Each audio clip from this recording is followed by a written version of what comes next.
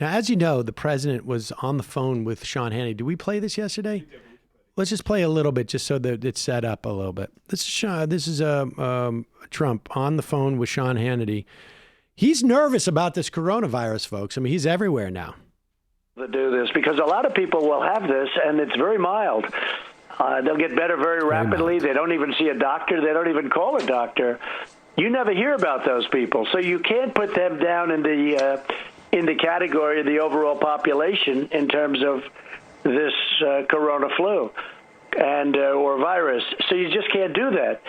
So if, we have thousands or hundreds of thousands of people that get better just by, sitting around and even going to work. Some of them go to work, but they get better. There you go. So you've got Donald Trump saying, it's no problem if they go to work. He's not encouraging necessarily people to go to work, but he's saying it's no problem. It's no big deal. A lot of people do it, no problem. A lot of people do it, no problem. It just goes away. Maybe they infect 10 to 20 people at the time. I mean, maybe it's a little more. Who knows? Here is the national, I think it's Allergy and Infectious Diseases head, Anthony Fauci, and Alex Azar, of course, who's head of Health and Human Services, pretending there's no problem with the president doing that. You've been trying to get out accurate information to the public on how to self-quarantine, what the numbers are, testing, all those things.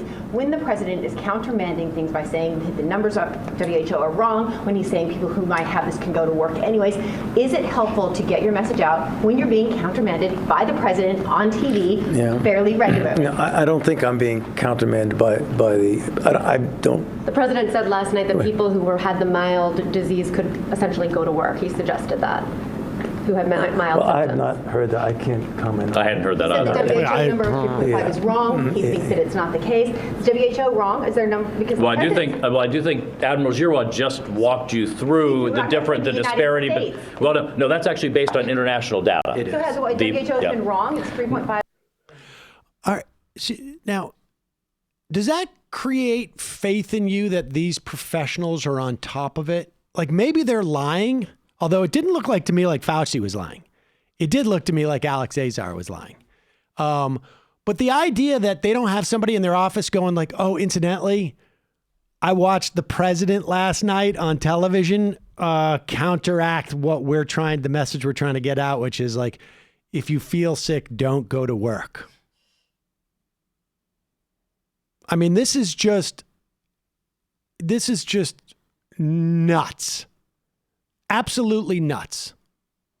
And on one hand, I may feel some sympathy for a guy like Fauci because this guy's obviously a professional and he's got to make this assessment of I'm working for the Mad King, but I'm really working for the health of the American public.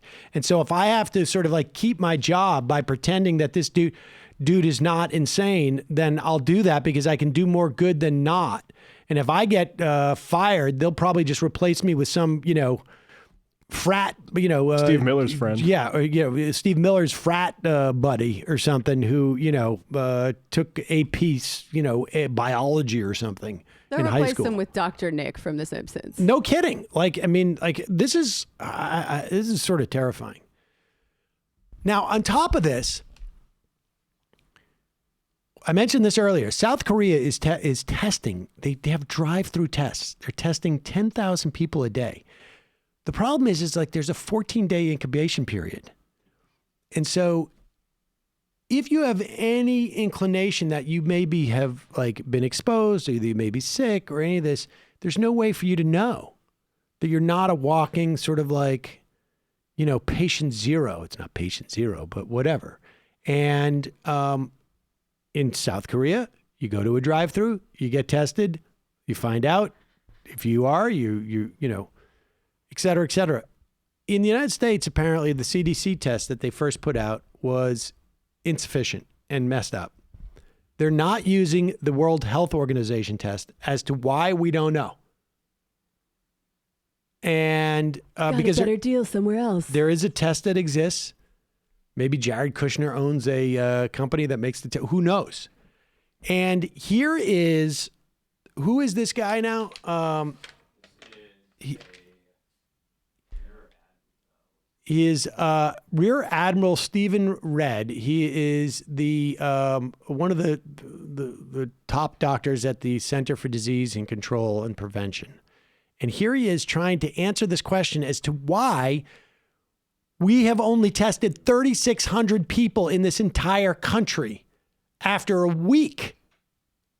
To answer our question, please, why did the CDC decide not to use the World Health Organization's test? Do you want to talk, Dr. Red? Do you mind talking about now, that? Now pause it. Now here's the question. I want to reiterate this. Why aren't we using the World Health Organization test? It has already been established. It exists. And I think the answer is because we didn't want to concede that we may have had a problem here.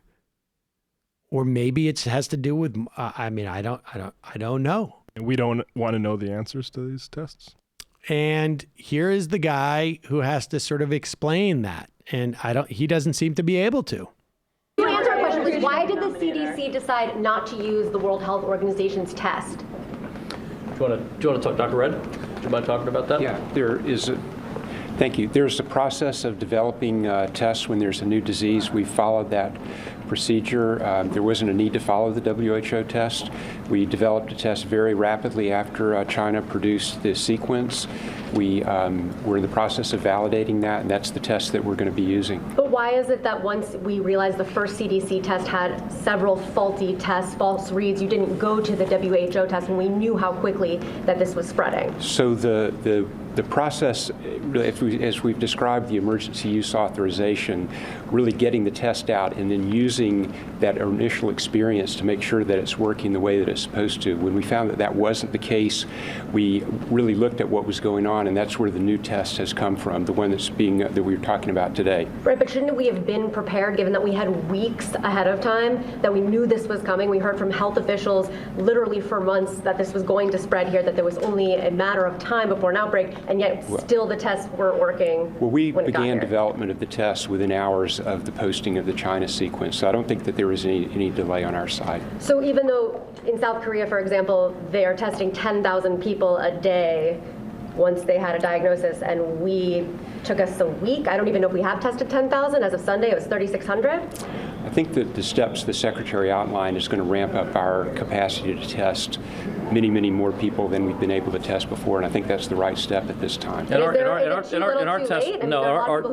our testing in the United States has been very consistent, if not even more aggressive than similarly impacted countries. So we are not Korea. Korea is in a very active hot zone outbreak. Yeah. We are not Korea yet. Oh, boy. Right. I feel like I'm definitely going to get it. I've already made my peace with it. It's fine. I'll be okay. I'm healthy-ish. I'm young. That is not necessarily showing solidarity with the rest of us. No, I'm concerned about the boomers and whatnot, for sure. Indeed. Concerned about my older family members. You're getting up there, Sam. I want you to be okay. Yeah, I'm almost in the zone.